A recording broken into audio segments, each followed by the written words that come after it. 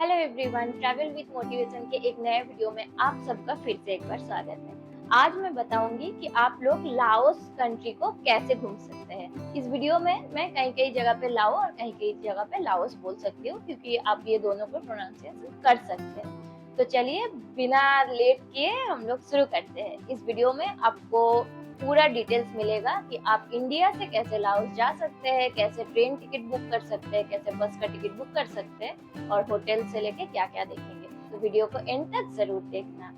तो सबसे first point पे आते हैं। सबसे पहला पॉइंट ये है कि लाओस जाने के लिए परफेक्ट टाइम क्या है। लाओस एक बहुत ही छोटा सा कंट्री है जो कि लैंडलॉक कंट्री है।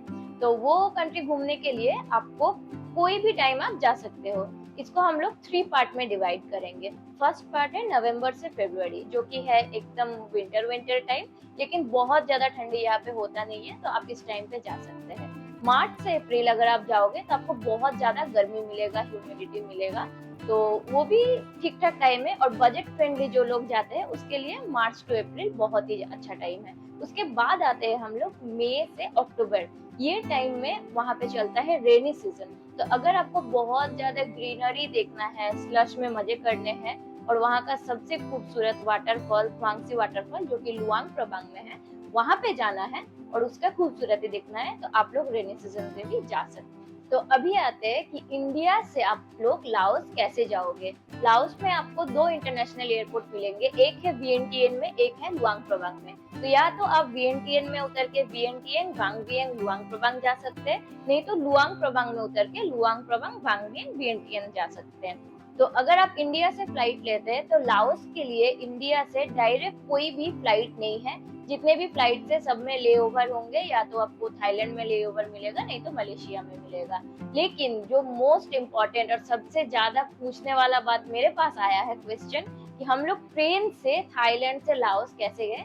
चलिए उसकी बात पहले कर लेते हैं। सबसे पहले आपको इंडिया से कोलकाता से चले जाना है बैंकॉक डोंगमुई एयरपोर्ट में, जो कि थोड़ा सा सस्ता पड़ता है हमारा कोलकाता से। और उसके बाद आपको वहां से आपको कैब लेके जाना है रेलवे स्टेशन, जिसका नाम है कुंगथ्रेप रेलवे स्टेशन। और ये रेलवे स्टेशन से आपको डायरेक्ट लाओस जाने के लिए ट्रेन मिल जाएगा। आप आते हैं ट्रेन का बुकिंग आप कैसे करेंगे। ये ट्रेन का बुकिंग आप वन2गो ऐप से कर सकते हैं, जो कि एक बुकिंग ऐप है लाइक मेक माई ट्रिप, गोआईबीबो। तो यहाँ से आपको ट्रेन का टिकट्स मिल जाएगा।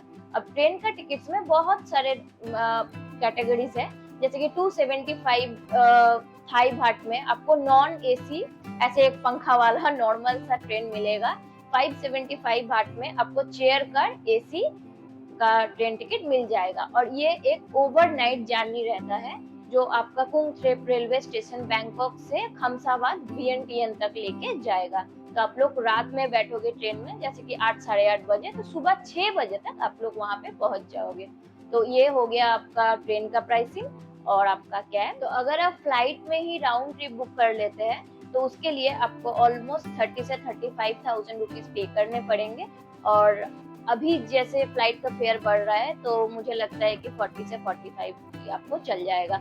लेकिन अगर आप बाई ट्रेन जाएंगे वाया बैंकॉक तो आपको थोड़ा सा जाने में कम पैसा खर्चा होगा। तो चलिए इसके बाद आते हैं, आप लोग जब सुबह पहुंच जाओगे वहां पे तो आपको इमिग्रेशन कैसे करना है। तो चलिए उसकी बात करते हैं। लाओस का इमिग्रेशन बहुत ही ज्यादा इजी है, लेकिन उसके लिए आपको कुछ स्पेसिफिक डॉक्यूमेंट और कुछ करेंसीज अपने साथ लेके जाना पड़ेगा। सबसे पहला तो ये, जब आप ट्रेन से क्रॉस करोगे तो आपको नोंगथाई में उतार दिया जाएगा। हालांकि आपके साथ अगर दूसरे कंट्रीज के टूरिस्ट रहेंगे तो उनका इमिग्रेशन वहीं पे हो जाएगा, लेकिन आप इंडियन हैं तो इसीलिए आपको नोंगथाई में उतार दिया जाएगा। और वहां से आपको 2.5 किलोमीटर पैदल या फिर आपको वहां पे टुकटुक मिल जाएगा, वहां से जाना है बॉर्डर के पास जहाँ पे इमिग्रेशन होता है। वहां पे बहुत बड़ा सा एक चेक पोस्ट है, वहां पे आपको दिख जाएगा कि वहां पे इमिग्रेशन लिखा हुआ है। तो वहां जाके आपको आपका पासपोर्ट देना है, वो लोग आपको एग्जिट स्टैम्प दे देंगे। लेकिन मेक श्योर वो लोग ये करेंगे कि आप लोग बॉर्डर से अगेन थाईलैंड एंट्री ना कर पाओ। तो सब लोग यही गलती करते हैं, सब लोग सोचते हैं कि ट्रेन से जाएंगे, अंदर घुस जाएंगे और रिटर्न भी वापस फिर थाईलैंड आके वहां से घर में आ जाएंगे। लेकिन ऐसा नहीं होने वाला है गाइस। आप लोग ये बात ध्यान से सुन लेना कि आप एंट्री तो कर सकते हो लैंड बॉर्डर से, थाईलैंड से लाओस, लेकिन आप एग्जिट नहीं कर सकते। अगर आपको थाईलैंड घुसना है तो आपको बाय एयर ही घुसना पड़ेगा, इंडियन पासपोर्ट होल्डर के लिए मैं यह बात बोल रही हूँ। तो जैसे ही आपको एग्जिट स्टैम्प मिल गया, उसके पीछे ही आपको बस मिलेगा। बस ज्यादा पैसा नहीं लेता है, इंडियन रुपीज में 50 to 60 रुपीज में आपको वहां का बॉर्डर से, जहाँ पे लाओस का इमिग्रेशन है, एकदम इमिग्रेशन ऑफिस के सामने ही उतारेगा, कहीं इधर उधर नहीं उतारेगा, एकदम इमिग्रेशन ऑफिस के एकदम सामने उतारेगा। तो वहां पे उतर के आपको काउंटर दिख जाएगा, काउंटर में जाना है, आपको आपका पासपोर्ट दिखाना है, एक कॉपी पासपोर्ट साइज फोटो उनको देना है। वो आपको 2 फॉर्म देंगे, वो फॉर्म को भरना है, बहुत ही बेसिक सा डिटेल्स है। आप कहाँ से आए हो, कहाँ जाओगे, कितना दिन आपको रहना है और आप कौन से होटल में रुक रहे हो, ये सारा चीज का डिटेल्स आपको भर के वहाँ पे काउंटर में जमा कर देना है। और इसका वीजा का प्राइस है $40 अगर आप ऑफलाइन में करोगे, जैसे हम लोगों ने किया था। और अगर आप ऑनलाइन पहले से करके जाते हो तो फिर आपको $50 पे करना पड़ेगा। तो ये देने के बाद 5 से 10 मिनट के अंदर ही आपका वीजा स्टैंप लग के आ जाएगा और आपको कोई भी क्वेश्चन नहीं पूछा जाएगा। लेकिन वो लोग कभी कभी करेंसी भी चेक करते हैं, तो मेक श्योर कि आपके पास कितना करेंसी रहे। जैसे हमारे पास $300 और 20,000 थाई बाट था, तो उन्होंने इजीली हम लोगों को जाने दिया था।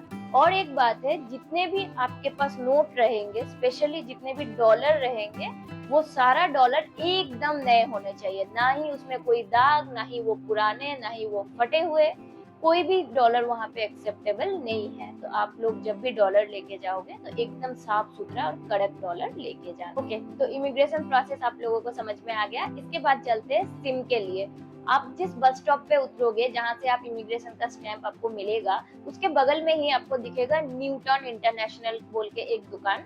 तो उसमें जाके ही आपको सिम कार्ड लेना है, क्योंकि उसके आसपास और जितने भी शॉप है वो सब में बहुत ही महंगा सिम कार्ड बिकता है। तो आप लोग वो दुकान पे जाके सिम कार्ड ले सकते हो। इंडियन 500 रुपीज में आपको बहुत ही अच्छा डील मिल जाएगा। वहाँ पे 10 डेज का इनफ आपको जीबी में मिल जाएगा। और उसी दुकान से आप लोग करेंसी भी चेंज कर लेना। अगर आपके पास डॉलर है तो आपको लाओसियन कीप लेना है, तो आप उसी दुकान से चेंज कराना करेंसी, क्योंकि आप जितने सिटी के तरफ जाओगे वहाँ पे रेट बहुत ही बुरे देंगे, और उसके आसपास भी जितने दुकान है वहाँ पर भी रेट उतने अच्छे नहीं देंगे। तो आप लोग न्यूटन इंटरनेशनल वो शॉप में जाना और वहाँ पे जाके ही अपना करेंसी चेंज करा लेना। उसके बाद आपको बगल में टैक्सी स्टैंड दिख जाएगा। ये सब आपके आंखों के सामने ही रहेगा, कहीं इधर उधर जाने का जरूरत नहीं है। तो वो लोग आपको बोलेंगे कि 500 थाई बाट देने के लिए फॉर 2 पर्सन आपको वो बस स्टॉप से सेंटर तक पहुंचा देंगे, जो कि मेन सिटी सेंटर है, जहाँ पे शायद आपका होटल बुक हो सकता है। तो उसके लिए आप लोग से मांगा जाएगा 500 थाई बाट, लेकिन आपको वहाँ पे बार्गेनिंग करना है, आप बार्गेनिंग कर सकते हो। तो हम लोग जैसे 300 थाई बाट में वहाँ पे गए थे, तो बहुत ही ज्यादा बार्गेनिंग होता है। और टैक्सी एक तरफ से थोड़ा सा स्कैम आप बोल सकते हैं, क्योंकि वो पहले आपको बोलेंगे कि नॉन एसी में जाने के लिए, तो फिर जब आप बोलोगे कि नहीं हम लोग को तो एसी ही चाहिए, तो आप छोड़ दीजिए, हम लोग दूसरा कर लेते हैं, तो वो आपको वही सेम प्राइस में एसी में ले जाने के लिए राजी हो जाएंगे। तो ऐसे आप जा सकते हो अंदर तक VNTN में। अभी आते हैं VNTN में आप लोग बुकिंग कैसे करोगे।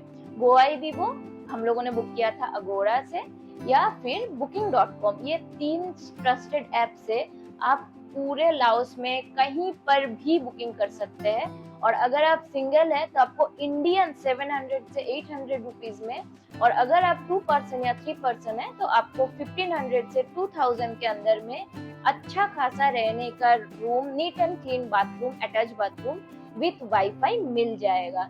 और 1200 से 1300 में भी 2 पर्सन का रूम आपको बहुत ही अच्छे से इजीली मिल जाएगा। तो अभी आते हैं कि आप लोग पूरे लाओस को कितने दिनों में कंप्लीट कर सकते हो। सबसे पहले तो VNTN लाओस का कैपिटल है, लेकिन वहाँ पे बहुत खास कुछ देखने को है नहीं, तो इसके लिए एक दिन काफी होता है। इसके बाद आपको जाना है यहाँ से वांग वियन, और यहाँ पे आपको देना है 3 डेज, और उसके बाद आपको जाना है लुआंग प्रवांग, वहाँ के लिए आपको रखना है 2 डेज। तो ऐसे करके टोटल 5 to 6 डेज में आपका पूरा कंट्री अच्छे से कवर हो जाएगा। VNTN में एक दिन काफी है। अब VNTN में पाटू स्काई देख सकते हैं, वहाँ पे एक नाइट मार्केट है, वो नाइट मार्केट में रात में एक्सप्लोर कर सकते हैं। वहाँ पे कपड़े बहुत अच्छे मिलते हैं, शूज वगैरह बहुत अच्छे मिलते हैं, और वहाँ पे बहुत सारे मंदिर भी है जो कि ज्यादा से ज्यादा बुद्धिस्ट मंदिर ही है, तो आप वो भी जा सकते हैं। हम लोग वहाँ पे एक ही दिन रुके थे, नाइट मार्केट को एक्सप्लोर किया था और 2 मंदिर में भी गए थे, और उसके बाद हम लोग अगले दिन चले गए थे वान वियन के लिए। तो अभी आते हैं कि आप लोग वियंटियन से वान वियन कैसे जाओगे। हम लोग अपने होटल में ही बुक कर लिए थे, आप कहीं भी जगह से बाहर के एजेंट से भी बुक करा सकते हैं, जिसके आपको पड़ेंगे 2 लाख लाओसियन की, यानी कि इंडियन रुपीज में 900 रुपया। और वियंटियन से वांग वियन का डिस्टेंस होता है 150 किलोमीटर, और आपको वो ट्रेवलर में जाने में, एसी ट्रेवलर में जाने के लिए टाइम लगेगा ऑलमोस्ट 3 आवर्स, 3 to 3.5 आवर्स। तो आप डे 1 में जैसे कि वियंटियन रुक गए और डे 2 में आप सुबह सुबह उसके लिए निकल गए, और ऑलमोस्ट लंच टाइम पे आप पहुंच जाओगे वांग वियन। अब वांग वियन है वहाँ का सबसे ज्यादा मजेदार जगह, जहाँ पे आप हॉट एयर बैलून का एक्सपीरियंस ले सकते हैं, पैरा मोटरिंग का एक्सपीरियंस ले सकते हैं, और वहाँ पे बहुत सारे ब्लू लगून्स भी है। तो चलिए आपको बताते हैं कि कैसे आप प्लानिंग कर सकते हैं। जिस दिन आप पहुंचेंगे उस दिन आप पहले सिटी को बहुत अच्छे से एक्सप्लोर करो, क्योंकि पूरे लाओस में वांग वियन एक ऐसा जगह है जहाँ का नाइट लाइफ बहुत ही ज्यादा अच्छा है। हालांकि प्लेसेस बहुत ही छोटे हैं और वो जो सिटी है वो बहुत ही छोटा सा है, आप पैदल ही पूरा सिटी घूम सकते हैं, लेकिन है बहुत ही ज्यादा मजेदार। तो आप लोग जिस दिन पहुंचोगे उस दिन उस सिटी को अच्छे से एक्सप्लोर करो, रात में नाइट मार्केट जाओ, वहाँ पे बहुत सारे पब्स है, क्लब्स है और बहुत सारे रेस्टोरेंट्स भी है, उसको एक्सप्लोर करो। और मेक श्योर कि आप लोग उसी दिन अगले दिन के लिए, जैसे कि आपको अगर हॉट एयर बैलून सनराइज के टाइम पे करना है तो उसके बुकिंग कर सकते हैं, नहीं तो आप सनसेट का बुकिंग लो। मैं प्रेफर करूंगी सनसेट वाला, क्योंकि हम लोगों ने भी सनसेट वाला ही लिया था। तो अगला दिन सुबह आपको सबसे पहले एक स्कूटी रेंट कर लेना है, जिसके लिए आपको पड़ेंगे इंडियन रुपीज में 600 से 700 रुपीज। और वहाँ पे पेट्रोल थोड़ा सा महंगा है, हम लोग जब गए थे तब 175 के आसपास लीटर था, अभी शायद वो 200 रुपीज हो चुका है। लेकिन स्कूटी रेंट वो सस्ता ही था, मतलब इंडियन के हिसाब से। तो इंडिया में जैसे स्कूटी रेंट तो 1000 से नीचे आता नहीं है, लेकिन आपको वहाँ पे 600-700 में बहुत ही अच्छा स्कूटी मिल जाएगा। तो आपको एक स्कूटी रेंट कर लेना है, और गूगल मैप वहाँ पे हर जगह पे चलता है। तो आपको सबसे पहले जाना है कोई भी एक ब्लू लगून, आप सुबह उठ के चले जाओ। सबसे स्पेशल ब्लू लगून वहाँ का है ब्लू लगून 3। तो मैं तो बोलूंगी कि आप लोग 1, 2 और 3 तीनों ही जाओ। तो सुबह आप लोग एक ब्लू लगून में जा सकते हैं, पहले फर्स्ट ब्लू लगून पे जाओ, फिर सेकंड पे जाओ, फिर उसके बाद आप लोग कहीं पे थोड़ा सा लंच कर लो। और इतना करते करते ना शाम तो हो ही जाएगा। शाम में आपका पिकअप एंड ड्रॉप रहेगा, तो आप लोग वापस आ सकते हैं अपने होटल में, वहां से आपको पिकअप एंड ड्रॉप का सर्विस मिलेगा, जिस कंपनी के थ्रू आप हॉट एयर बैलून के लिए बुकिंग करोगे। और हॉट एयर बैलून का टाइमिंग रहता है 30 मिनट्स, और इसके लिए आपको पे करना पड़ेगा 6,500 से 7,000 रुपया। कभी कभी वीकडेज में ये 8 से 9,000 रुपया भी लगता है, लेकिन मैक्सिमम टाइम 6,500 से 7,000 रुपया में ये हो जाता है, इंक्लूडिंग पिकअप एंड ड्रॉप। तो आपका डे 1 में आप ये एक्टिविटीज कर सकते हैं। इसके बाद आते हैं हम लोग डे 2 में। डे 2 में आप लोग अर्ली मॉर्निंग पैरामोटरिंग अगर करना चाहते हैं तो कर सकते हैं, और नहीं तो फिर आप लोग कोई एक नया ब्लू लगून में जा सकते हैं, जैसे कि ब्लू लगून 3 हो गया। उसके बाद आप वहाँ पे एक बहुत ही फेमस एक्टिविटीज है जो कि है टिप्सी ट्यूबिंग, तो उसमें भी जा सकते हैं। वहाँ पे बहते नदी में ट्यूब में बैठ के सब लोग चिल करते हैं, तो वो भी बहुत अच्छा लगता है, वो कर सकते हैं। और उसके बाद आप लंच करके और हाइक के लिए जा सकते हैं, जो कि है नाम से व्यू पॉइंट। आपको बहुत सारा ऊपर चढ़ाई करना पड़ेगा, जैसे कि 2 घंटे के आसपास चढ़ाई करना पड़ेगा, और ऊपर में आपको पूरा सिटी दिखेगा, क्लियर दिखेगा अगर स्काई क्लियर रहा तो, और नहीं तो फिर पूरे वादियां ही दिखेंगे। और ऊपर में 2 बाइक रखा हुआ रहता है, जिसमें बैठ के और लाओस का फ्लैग हाथ में लेके आप लोग बहुत ही अच्छा फोटोज एंड वीडियोस कर सकते हो। तो ये तो एकदम मस्ट डू एक्टिविटीज वहाँ का है। ये हो गया। और इसके बाद अगर आप एक्स्ट्रा और एक दिन रहना चाहते हैं तो वहाँ पे एक केव है, वो केव में भी आप लोग जा सकते हैं और रिवर क्रूज भी कर सकते हैं, लेकिन मैं तो बोलूंगी कि ये इतना ही काफी है वहाँ पे घूमने के लिए। तो ये हो गया आपका वान वियन का 3 डेज का कंप्लीट टूर गाइड। अब इसके बाद आपको जाना है वान वियन से लुआंग प्रवांग।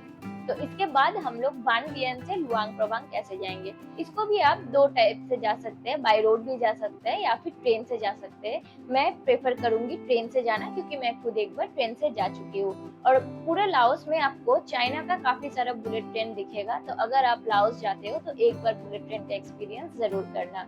हम लोगों का बुलेट ट्रेन में पड़ा था 1800 से 1900 रुपया क्योंकि हम लोग फर्स्ट क्लास बुक किए थे, लेकिन आपको $9 में मिल जाएगा, यानी कि 900 से 1000 रुपीज में। और ये इसका डिस्टेंस है 180 किलोमीटर, जो अगर आप बुलेट ट्रेन में जाओगे तो आप ऑलमोस्ट 50 से 60 मिनट्स यानी कि 1 घंटे में आप 180 किलोमीटर की दूरी पहुंच जाओगे।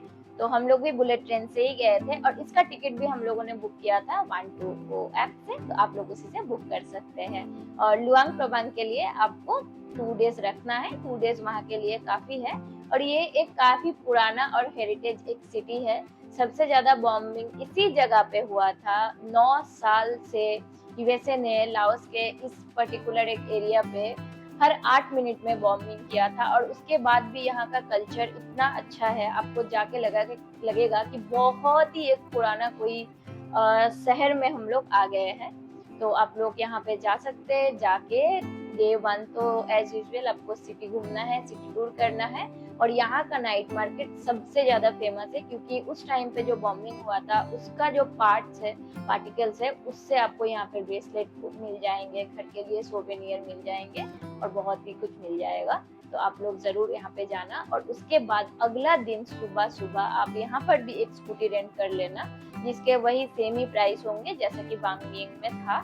और स्कूटी लेके आप लोग सबसे पहले जा सकते हैं यहाँ का सबसे फेमस वाटरफॉल, जो कि है ख्वांगसी वाटरफॉल।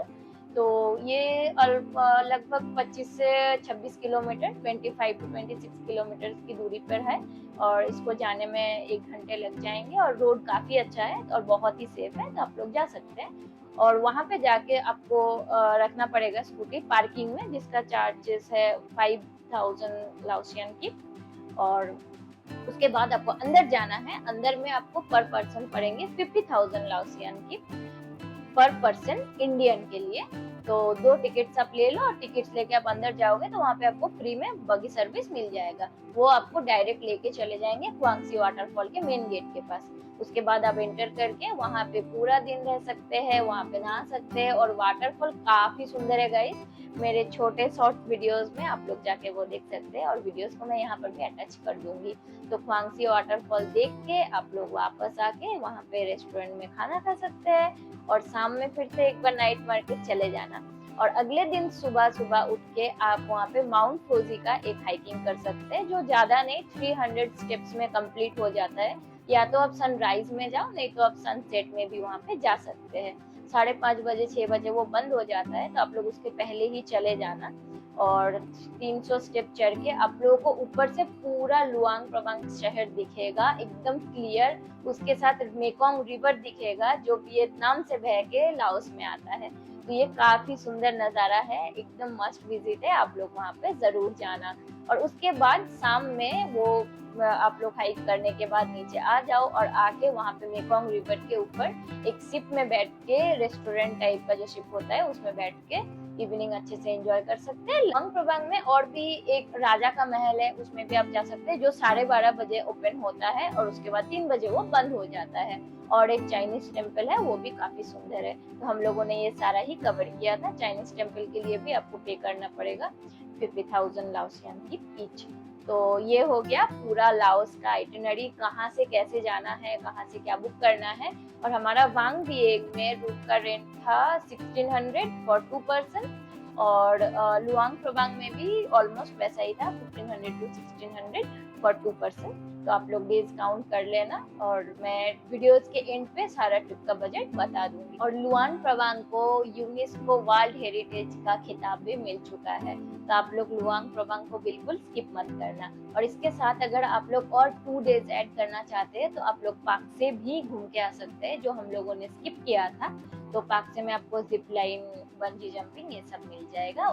तो चलिए मैं आपको अभी पूरा ट्रिप का कॉस्ट का ब्रेकडाउन दे देती हूँ। सबसे पहले तो इंडिया से लाओस और लाओस से इंडिया, अगर आप ऐसे ऐसे करके जाओगे, जैसे यहाँ से बैंकॉक, और बैंकॉक से फिर वाया ट्रेन से आप लाओस, फिर वहाँ पे लाओस से फ्लाइट से आप बैंकॉक, और बैंकॉक से अगर इंडिया आओगे, तो ये पूरा जो जर्नी है उसका टोटल आपको 30,000 में हो जाएगा। हम लोगों को एंड टाइम में पता चला था वहाँ पे कि हम लोग लैंड बॉर्डर से री एंट्री नहीं कर सकते, इसीलिए हम लोग उसी दिन टिकट बुक किए थे। नहीं तो आपको ये पूरा जो प्रोसेस है, ट्रेन टिकट और फ्लाइट का टिकट सारा मिला के 30,000 के अंडर में मेक श्योर ये हो जाना चाहिए। आप लोग थोड़ा पहले से अगर टिकट बुक करोगे तो ये 30,000 के अंदर हो जाएगा। उसके बाद आते हैं आपका वीजा में आपको ऑलमोस्ट लग जाएगा 3,800 रुपीज और 300 रुपया अगर आप ऑफलाइन करते हैं तो, और वो डॉलर के हिसाब से ज्यादा कम होते रहेगा। और उसके बाद आपका बाइक रेंट और फ्यूल ये 6 दिन में आप जहाँ पर भी लोगे तो टोटल मिला के आपका 3,000 तक आएगा, और उसके ज्यादा तो नहीं आना चाहिए। और उसके बाद आते हैं आपका जितना भी एक्टिविटीज है ये तीनों जगह पे, वियंटियन, बांगबियंग और लुआंग प्रबांग, जितना एक्टिविटीज है ये सारा एक्टिविटीज मिला के आपका मैक्सिमम खर्चा जो होने वाला है वो होगा 8 से 9,000 रुपीज, जिसमें से मैक्सिमम आपका जाएगा 6,500 रुपया आपका जाएगा हॉट एयर बलून में। और बाकी जितने भी जगह है वहाँ पे आपको एक्स्ट्रा पे करने का जरूरत नहीं है, बस एक एंट्री फीस है जो कि बहुत ही मिनिमल है, 150, 250, 200 ऐसा करके है। तो जितना भी जगह मैंने वीडियो में बताया आप लोग कवर करोगे ये सारा चीज ये 8,000 के अंडर पे आ जाएगा। इसके बाद आपका मैं बोलूंगी स्टे। तो अगर आप 6 दिन रुकते हैं, अगर आप 2 पर्सन है, 2 पर्सन है और 6 दिन रुकते हैं तो 2,000 के अंडर में बहुत ही अच्छे अच्छे आपको रूम मिल जाएंगे। तो ईच होता है 1,000, यानी कि 6 दिन का 6,000 रुपया। तो आप 6,000 रुपया पकड़ के चलो। और अगर आप और भी बैकपैकर्स की तरह रह सकते हो, हॉस्टल में रह सकते हो, तो ये आपका ऑलमोस्ट 4,500 से 5,000 के अंदर में आ जाएगा। इसके बाद आते हैं आपका फूड में। तो फूड अगर आप मतलब बहुत कुछ ना भी खाओ तो भी आपका पूरा दिन में पर पर्सन का 800 रुपया, 800 रुपीज इंडियन तो लग ही जाएगा। तो 6 दिन के हो जाते हैं 4,800 रुपया। तो चलिए आज का वीडियो करते हैं यहीं पे खत्म। ये पूरा जो कॉस्टिंग था उसका टोटल आता है 55,000 रुपीज। और अगर आप बैकपैकर्स की तरह करते हैं, हॉस्टल लेते हैं, तो भी आपको ऑलमोस्ट 50,000 के अंदर पे ये पूरा ट्रिप हो जाएगा। एक नया कंट्री आप घूम सकते हैं अंडर 50,000, इंडिया टू इंडिया। और इसके अलावा अगर आपको कोई भी एक्स्ट्रा जानकारी चाहिए, कुछ समझ में नहीं आ रहा है, तो आप लोग कमेंट करना। और मेरा वीडियोस अगर आपको थोड़ा सा भी इंफॉर्मेटिव लगा हो तो मेरे वीडियोस को प्यार देना, लाइक करना, मेरे चैनल को सब्सक्राइब करना, अपने दोस्तों के साथ शेयर करना और बेल आइकन को प्रेस करना, क्योंकि मैं अगले वीडियो में एक नए कंट्रीज का पूरा आइटनरी आपके साथ शेयर करूंगी। Thanks for watching. वीडियो अच्छा लगा हो तो जरूर एक लाइक कर देना। बाय बाय, मिलते हैं नेक्स्ट वीडियो में।